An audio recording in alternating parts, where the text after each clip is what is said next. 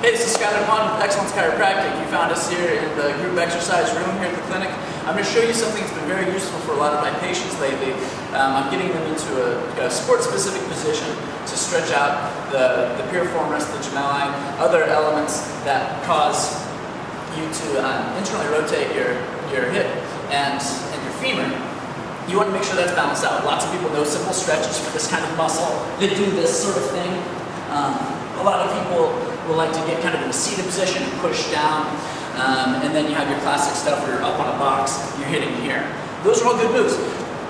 This one's been a little bit of a breakthrough for a lot of my people because it's more sport specific. So all we're going to do is we're going to put you into a simulated squat position and do something similar with a little bit of muscle energy technique. All right, here we go. We're going to pretend that this here is the floor.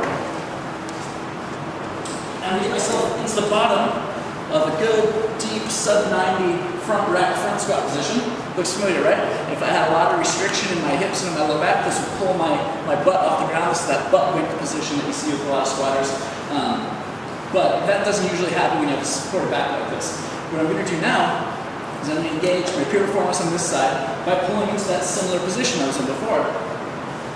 And keeping in a good, stable, sport-specific position on this knee. I don't want to see this thing buckle in. I want to keep that pushed out in an athletic position, way through the heel. All right, now you can see my low back is pulled off the ground by the tension in my piriformis here. So here's the exercise.